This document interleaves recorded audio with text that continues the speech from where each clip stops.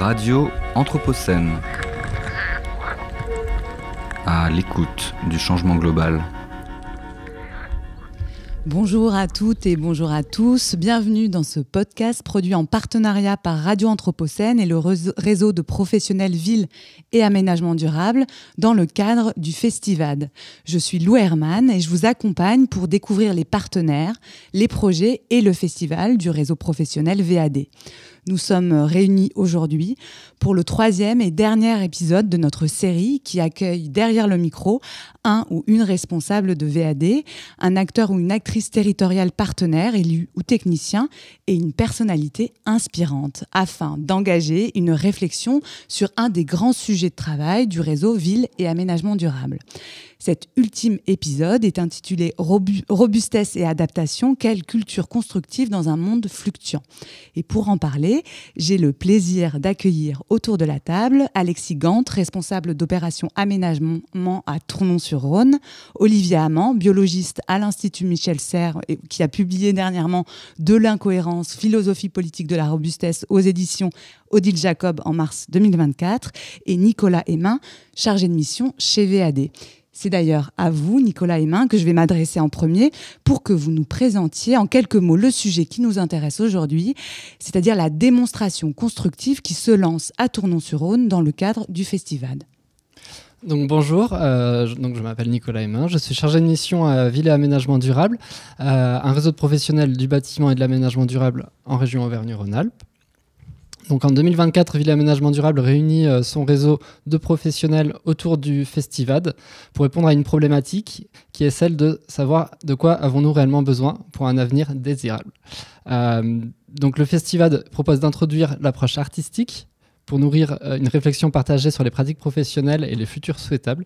Il est conçu comme une onde itinérante dans l'espace et le temps. Donc sur l'année 2024, il regroupe 3 temps forts autour de 3 projets de collectivité territoriale d'Auvergne-Rhône-Alpes et avec 3 formats innovants d'intelligence collective. Donc moi, je coordonne la mise en place de l'un de ces formats, celui de l'inauguration de la construction démonstratrice avec la ville de Tournon-sur-Rhône. Ce démonstrateur s'intégrera dans le projet de requalification de la friche ITDT.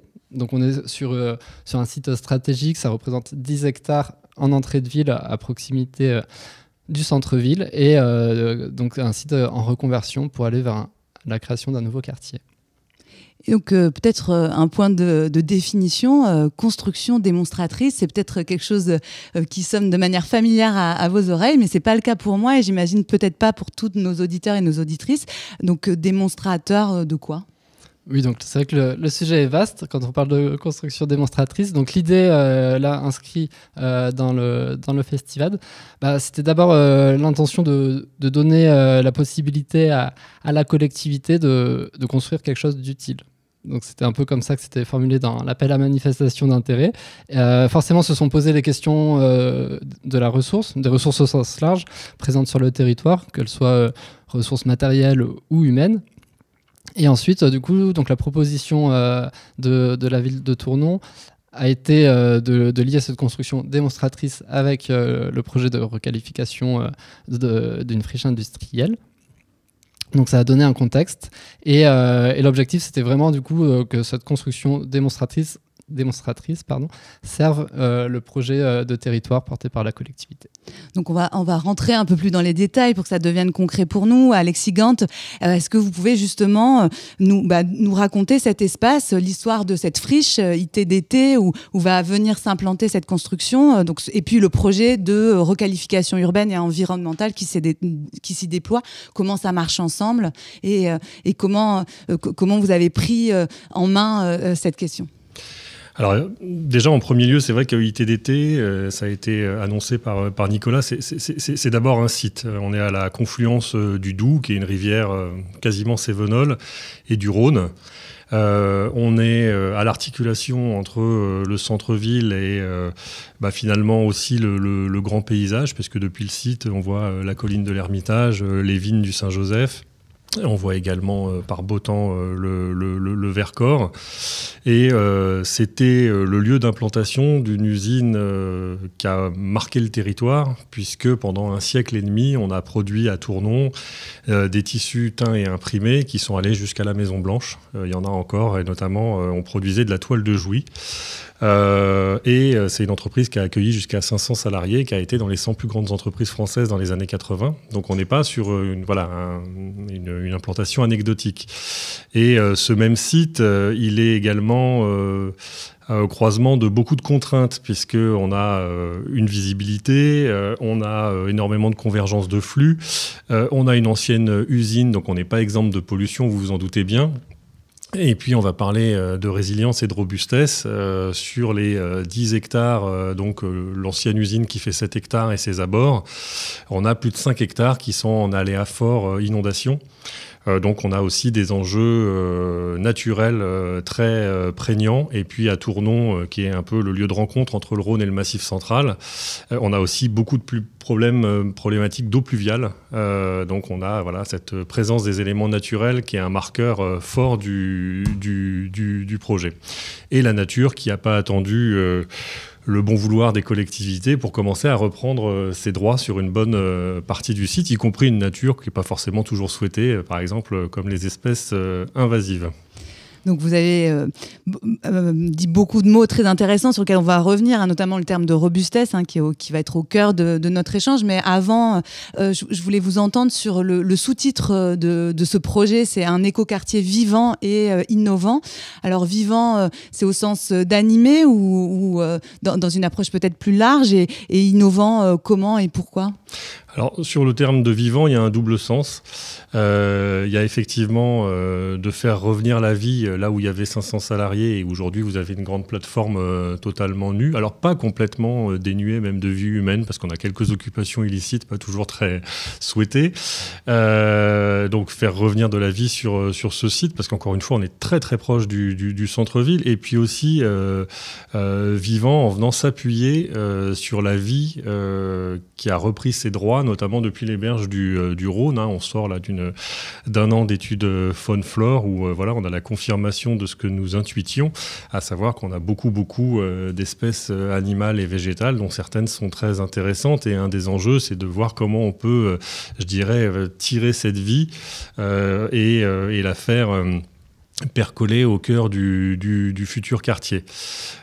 Innovant, c'est venu au départ d'une volonté qui était de faire d'une contrainte, notamment la présence de pollution, un facteur d'intérêt et d'ingéniosité. Et donc, dans un premier temps, il y a eu toute une réflexion portée autour de comment finalement, à travers les enjeux de dépollution, on pouvait d'une certaine manière faire de la R&D. Alors on est sur un site qui présente des pollutions qui sont somme toute relativement classiques. Donc c'est un sujet, on a eu pas mal d'échanges, notamment avec l'école des mines, où on a un peu de mal à dépasser cette volonté-là. En revanche, on se rend bien compte qu'au croisement des enjeux de dépollution, de renaturation et d'ouverture au public, donc d'enjeux sanitaires, on a pas mal de pistes intéressantes pour innover, pour tester un certain nombre de choses. On a la chance sur ce type de site de pouvoir intégrer le temps long, ce qui est une forme de luxe. De quoi a-t-on besoin ? J'anticipe beaucoup, mais le temps fait partie des besoins qu'on a. Et après, en termes d'innovation aussi, c'était peut-être pour notre territoire, alors peut-être vu des grandes métropoles, ça peut prêter à sourire, mais l'innovation dans le mode de faire et de se positionner véritablement comme aménageur prescripteur et de changer un peu les habitudes de production de la ville qu'on peut avoir sur nos territoires. Olivier Amand, 2022-2024, 3 ans, 3 ouvrages publiés, la 3e voie du vivant, donc ça fait écho à des termes qu'on vient d'employer, antidote au culte de la performance, la robustesse du vivant à nouveau, et puis en 2024, de l'incohérence, philosophie politique de la robustesse. Une série d'ouvrages donc où vous développez une pensée du vivant et de la robustesse. On va vraiment en parler en détail, voir ce que ça fait aux politiques constructives, à la pensée de l'aménagement. Mais avant ça, est-ce que vous pouvez nous expliquer de quoi il ressort ? Alors la robustesse, je vais la définir. La robustesse, c'est maintenir le système stable malgré les fluctuations.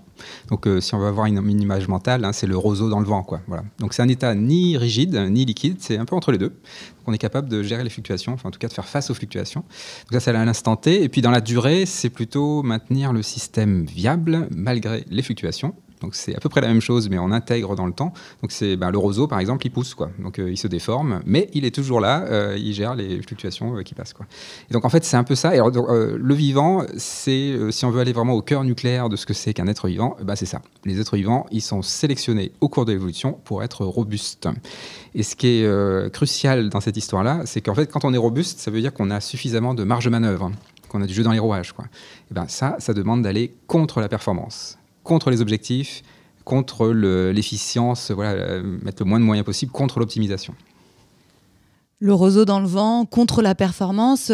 Alexis Gant, comment est-ce qu'une pensée si nouvelle, ou en tout cas si à côté peut-être d'une culture d'aménagement plus héritée en fait d'une forme aussi de recherche de performance à grand ressort d'indicateurs, d'objectifs, comment cette idée de la robustesse, elle peut venir rencontrer un projet comme celui de la requalification de cette friche ITDT ?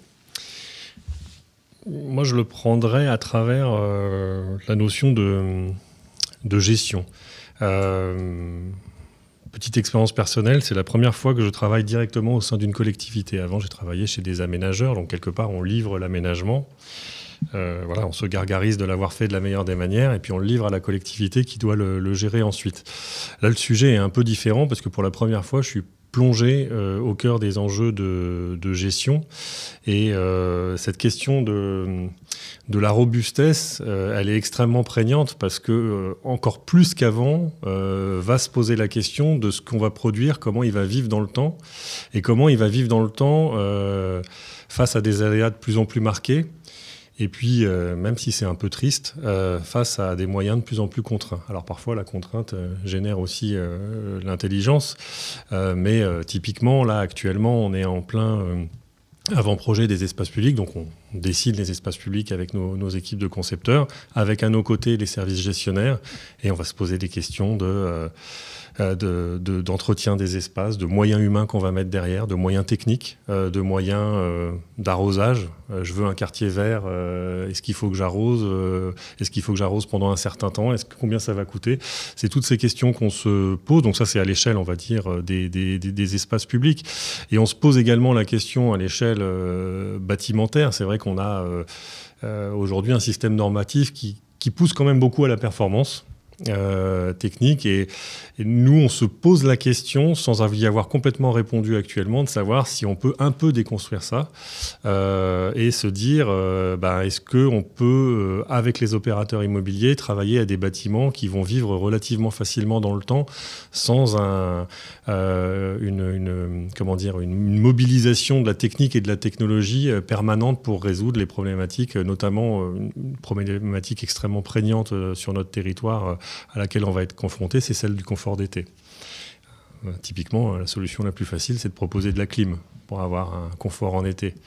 Est-ce que c'est pas de remonter un peu la hauteur des plafonds et d'avoir des brasseurs d'air qui sont techniquement moins performants, mais un peu plus faciles à utiliser dans le temps? C'est pas facile, il y a beaucoup d'habitudes à casser, et en premier lieu, je dirais, penser aussi à l'utilisateur final, aux futurs habitants, qui comment on peut les rendre partenaires de cette démarche-là.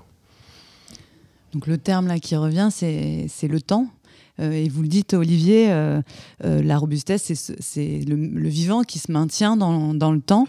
Qui se maintient dans le temps long. Ici, peut-être, à Tournon, sur cette friche, qu'est-ce qui s'est maintenu pendant tout ce temps? Il y a le fleuve, la rivière, les vivants, le sol, peut-être aussi les habitants, en tout cas leur histoire, en opposition finalement à ces bâtiments industriels qui ont eu une vie d'environ 100, 150 ans, puis un modèle économique même, un modèle de société finalement très bref dans l'histoire humaine, même si effectivement, il y a eu un âge d'or et ça a marqué les esprits, mais à l'échelle de notre humanité, ça reste quand même une petite phase. Olivier Amand, comment est-ce qu'on peut envisager aujourd'hui le projet de construction sous l'angle de la robustesse ? Alors la première chose justement sur le temps, c'est de voir que quand on manque de temps, il faut se reconnecter à son espace. C'est tout simple en fait. On évolue dans un environnement à 4 dimensions, l'espace et le temps. Si on manque de temps, c'est l'espace qui reste. Donc ça veut dire que quand on manque de temps, il faut densifier et augmenter la qualité de ses interactions avec son milieu. Donc c'est exactement ce que j'entends ici. C'est en gros se relier aux fluctuations de son environnement. Et donc en fait c'est très joyeux cette histoire-là parce qu'en fait on se rend compte en creux qu'avant, dans le monde de la performance à fond, là, on était sur une autoroute où on ne fait aucune interaction avec personne. C'est très stérile, le monde de la performance. Il n'y a vraiment pas grand-chose à regretter du monde d'avant. C'est vraiment un monde extrêmement mortifère, en fait. Le monde de la robustesse, c'est très joyeux. On interagit avec les humains, avec les non-humains, avec son histoire. Et du coup, on fait des objets qui pensent ce temps long, mais parce qu'on s'est reconnecté à l'espace. Donc typiquement, c'est des structures qui sont réversibles, par exemple. C'est des espaces plus grands, en effet, voilà, plus de hauteur sous plafond. C'est ça, en fait, c'est se dire, mais qu'est-ce on garde des marges de manœuvre. Donc c'est moins performant, très clairement, mais par contre, c'est beaucoup plus robuste. Alors moi, j'aimerais bien qu'on creuse cette question d'inversion. On inverse le temps par l'espace. Vous le dites, la fluctuation du monde, c'est aussi la sortie du long-termisme. Dans un monde en fluctuation, il n'est plus question de destination. On ne va nulle part. Donc c'est quand même... c'est joyeux, mais ça peut poser question. Donc il s'agit de se maintenir ici et maintenant. Mais dans cette révolution que vous nous proposez, comment on pense le projet urbain qui repose quand même sur l'idée d'un futur. Dans le projet, il y a l'idée de projection. Peut-être Olivier, puis après vous, Alexis Gant. Alors en fait, il y a une différence entre intention et objectif. Par exemple, un jazzman ou une jazzwoman qui fait de la musique a une intention. Par exemple, on va faire une improvisation dans le style de Billie Holiday ou en imaginant qu'il fait froid l'hiver et qu'on se gèle, quoi, voilà. Donc il y a une intention, une contrainte qui fait qu'on va il y aura une couleur à cette improvisation. Mais par contre, on ne sait pas où on va. C'est ça la vie finalement. C'est très imprévisible. Darwin nous le dit aussi, l'évolution est aveugle. On ne sait pas où on va. On sait d'où on vient, mais on ne sait pas où on va. Et donc ça serait un peu ça la philosophie générale de la robustesse appliquée à l'aménagement. En fait, moi je parlerais plutôt d'ailleurs de ménagement durable, si on voulait en fait associer ça, quoi. Alors, ménagement durable, inverser le temps par l'espace, intention et non objectif. Peut-être qu'en tant qu'aménageur, c'est des mots qui ne vous laissent pas tout à fait indifférents, Alexis Gant ? Alors, dans l'absolu, effectivement, l'aménagement, il devrait laisser la place à l'adaptation, à l'évolution. Voilà, on peut mettre au défi quiconque d'avoir prédit ce que les opérations d'aménagement sont une fois livrées, entre les intentions initiales et puis le projet final. Ça montre qu'elles savent quand même déjà s'adapter. Là, un des enjeux, effectivement, c'était de se dire, c'est quoi les quelques grands invariants qui font que le projet va tenir dans le temps, et après, ma foi, on peut avoir des évolutions programmatiques, mais il faut quand même une trame pour les accueillir. Il faut anticiper 2-3 trucs. Là, par exemple, on a un foncier privé qui pourrait muter à côté. Ce serait un peu dommage qu'on ne prévoit pas la desserte en réseau et qu'on soit obligé de tout péter pour réintervenir ensuite. Voilà, c'est typiquement ce genre de choses.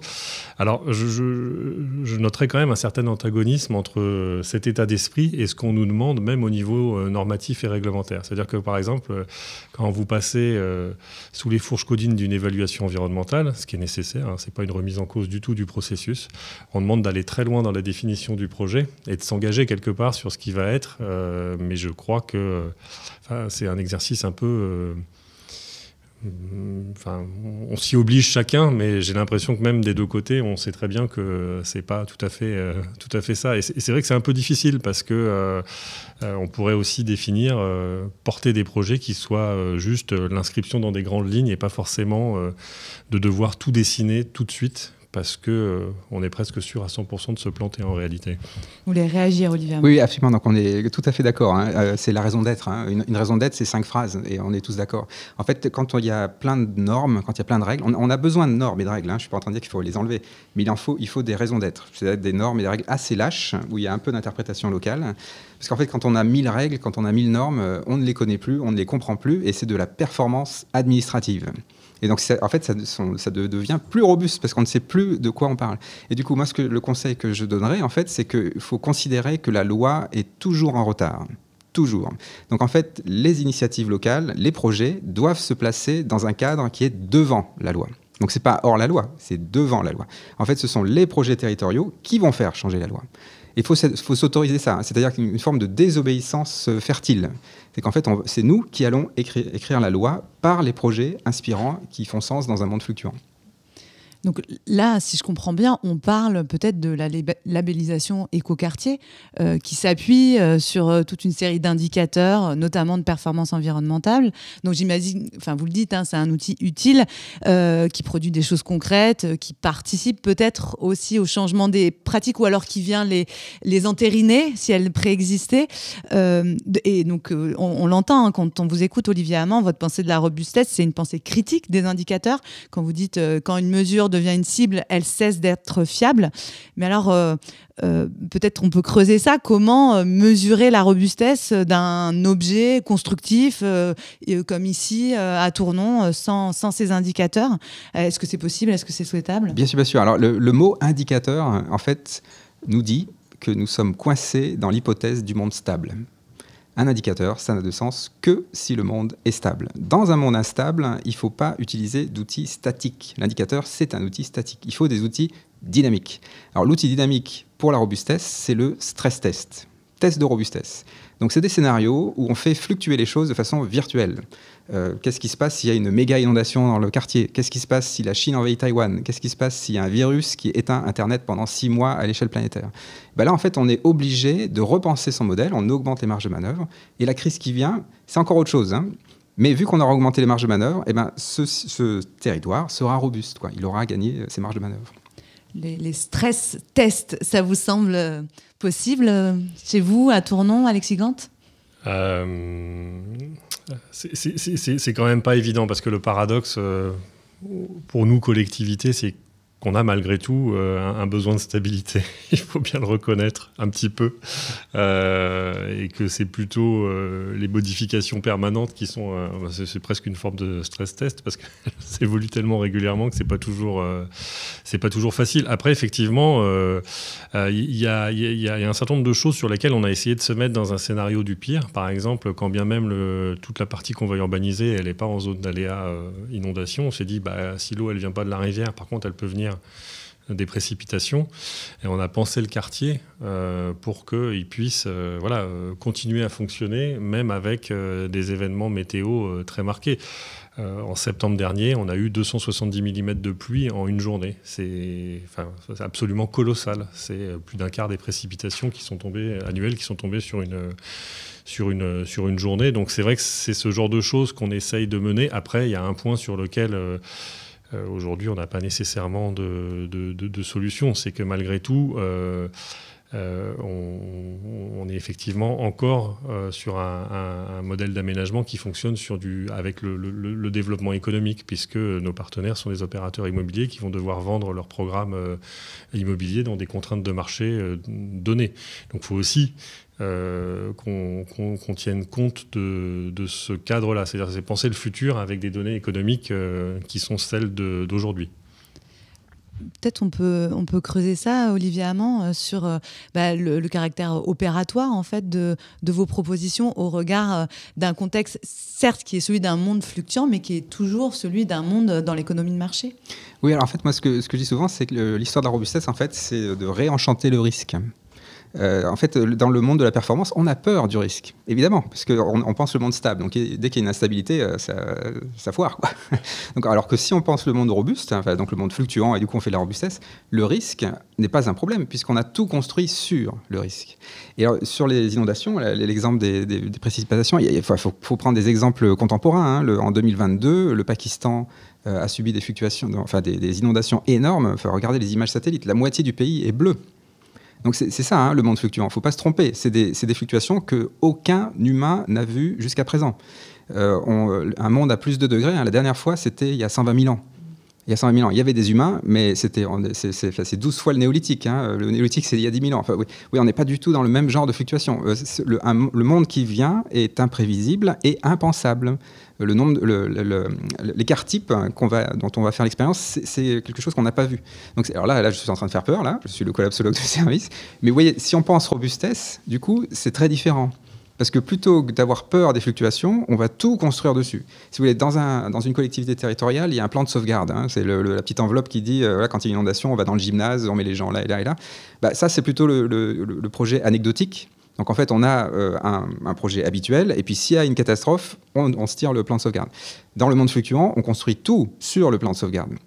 Et en fait, on s'autorise de temps en temps des moments de performance. Donc les indicateurs, pour revenir aux indicateurs, ils ne sont pas inutiles. C'est juste qu'il ne faut pas que ça devienne un objectif. En fait, c'est toujours pareil. Entre finalité et méthode, en fait, le monde stable, ça pourrait plutôt être un objectif qu'une demande, quoi, quelque part. En fait, si on fait de la robustesse, alors on va constituer les conditions qui permettent la vie dans le territoire, avec des fluctuations. Et peut-être plus concrètement, réenchanter le risque d'inondation, par exemple, sur un projet tel que celui dont vous nous parlez, Alex Sigant, à Tournon-sur-Rhône, ça pourrait se traduire comment dans un projet urbain ? Alors, c'est extraordinaire. En fait, s'il y a de l'eau qui rentre de façon transitoire, ça veut dire qu'on va avoir des plantations qui sont adaptées à ça. Mais ça, là, je vous apprends rien. Et puis, on peut aussi imaginer des systèmes de canaux qui font que ça peut, en fait, réenchanter le paysage. C'est-à-dire qu'en fait, la ville change. C'est un peu comme Venise qui de temps en temps l'eau monte. Alors c'est un peu un cas extrême, mais en fait avoir des paysages qui ont plusieurs visages. Plutôt que d'avoir un aménagement qui congèle le territoire dans un format, une destination très stérile, se dire qu'avec un territoire, il y a plusieurs visages, il y a plusieurs saisons dans le territoire. Et du coup, mais par contre, c'est beaucoup plus compliqué, évidemment. Ça demande plus de réflexion. Donc c'est pour ça que c'est moins performant, parce que ça prend plus de temps de réflexion. Ça demande plus d'argent aussi. Enfin, faut être clair. C'est penser à un territoire polyvalent, un territoire couteau suisse, quoi. Forcément, c'est plus compliqué. Mais c'est à la fin et en cours, en fait, c'est beaucoup plus réjouissant. Une réaction, Alex Sigant ? Oui, non, mais alors c'est extrêmement intéressant et effectivement, ça demande peut-être plus de temps de réflexion, plus d'argent et presque plus d'espace aussi, au sens de l'espace physique, ce qui n'est pas forcément évident quand on commence quand on a été biberonné comme c'est mon cas et comme c'est le cas des collectivités autour des notions de densité. Si on prend la thématique de l'eau, pour le coup, qui est extrêmement prégnante sur ITDT, eh bien, si on veut éviter les ouvrages enterrés, si on veut avoir une capacité à stocker avant infiltrer qui est surdimensionnée par rapport aux événements qu'on vit aujourd'hui, voilà, ça prend de l'espace. Alors comment cet espace, on le mutualise avec des parties pris d'aménagement où on vient mutualiser aires de jeu et zones d'expansion alors c'est pas vraiment d'expansion des crues, mais voilà, zones de stockage temporaire. C'est toutes ces choses-là où on vient se superposer un certain nombre de choses. Typiquement, aujourd'hui, le parti pris qu'on a sur l'opération, c'est de mutualiser totalement les ouvrages d'infiltration et les fosses d'arbres. Déjà, faire se superposer deux choses en se disant un peu tout bêtement que c'est quand même pas mal si l'eau, elle va aux arbres. Plutôt que d'aller l'infiltrer juste à côté. Et en ça, je dirais que finalement, on vient aussi s'alimenter de l'histoire du site, parce que donc, grosso modo, on vient urbaniser l'emprise de l'ancienne usine. À côté, c'était l'aire de lagunage, donc toutes les eaux très propres, qu'on venait pomper du Doubs 1 kilomètre plus en amont, on les rejetait souillées dans des zones de tamponnage. Et ces anciennes aires de lagunage, elles illustrent parfaitement de ça. Quand il y a beaucoup d'eau, l'eau elle monte. Sinon, on est sur une zone beaucoup plus sèche parce qu'on est en plus sur plutôt des alluvions du Rhône, donc c'est assez drainant.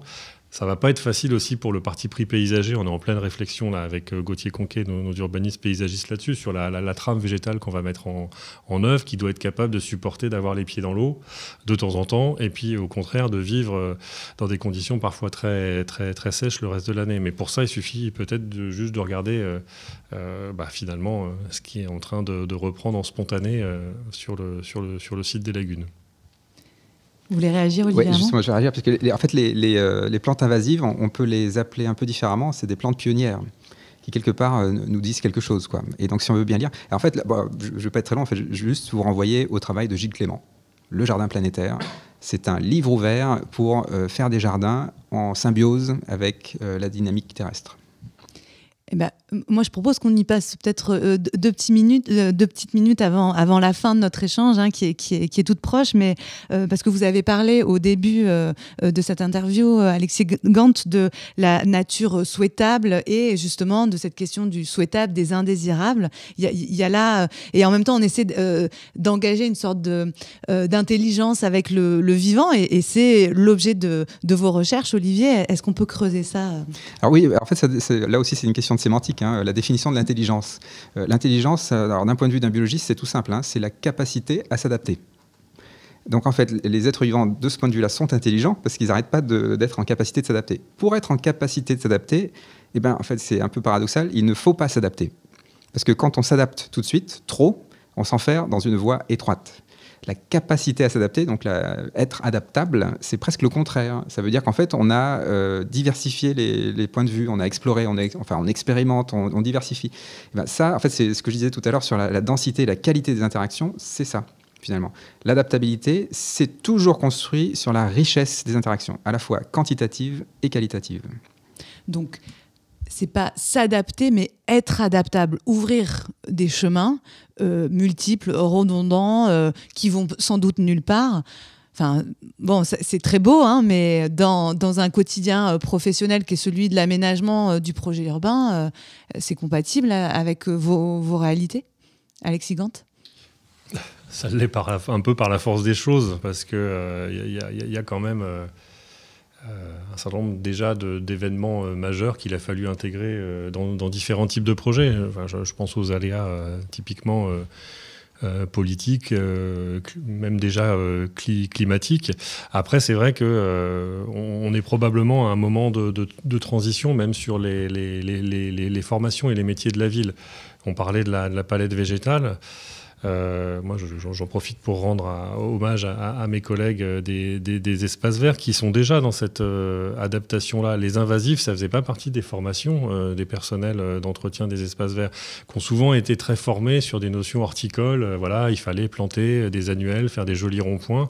Et vous avez le zéro phyto, vous avez des étés de plus en plus secs. Vous avez malgré tout une pression sociale très forte, parce que ils sont en première ligne avec les habitants, ceux qui se font engueuler quand il y a des herbes.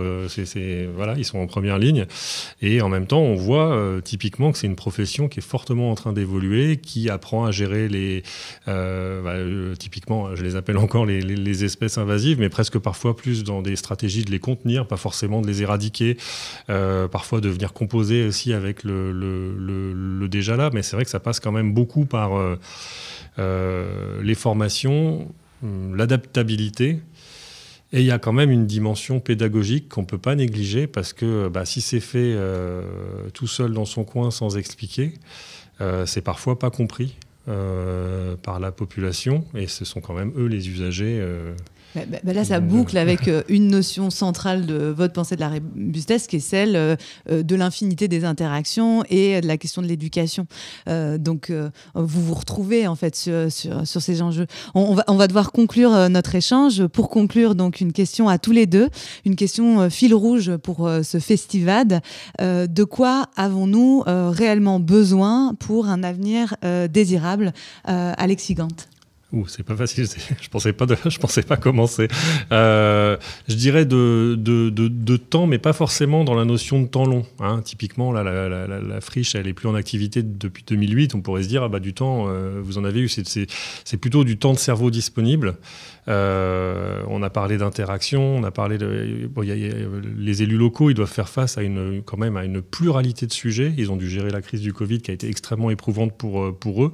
C'est avoir du temps disponible pour justement bâtir des projets qui sont quand même relativement complexes dans l'absolu. C'est la notion de complexité à intégrer. Il faut arriver à mobiliser du monde en continu régulièrement sur un projet pour arriver à les mener à terme. Sinon, en fait, à chaque fois, on réinvente les sujets et on a du mal à conduire ces opérations sur le temps long. Donc oui, je dirais du temps dans cette définition du temps disponible et pas forcément du temps filaire. À vous, Olivier Hamon ? Alors, moi, je dirais du désir et de la santé sociale, mais ça va se parler avec le temps. Le désir, c'est parce qu'en fait, il n'y a que le désir qui mobilise. Hein. Il faut parler aux pulsions humaines profondes. Alors, il se trouve que la robustesse, ça parle à une pulsion humaine profonde, c'est celle de durer et de transmettre. Tout le monde répond à ça. Donc ça peut créer du désir, en fait, se projeter dans un avenir vraiment désirable. Donc le désir, c'est vraiment une force essentielle. Et la santé sociale, alors en fait, je vais rebondir sur ce que disait Alexis sur les collègues des espaces verts. C'est en fait, si on prend soin des milieux naturels et on pense que ça va prendre soin de la santé humaine, c'est de la pensée magique.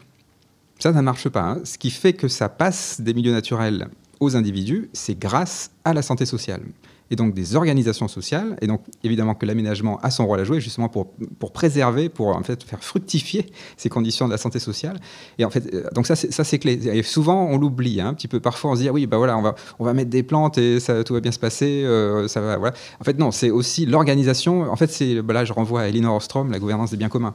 En fait un commun, il ne faut pas oublier qu'il y a un verbe qui va avec, qui est le verbe faire. Faire commun.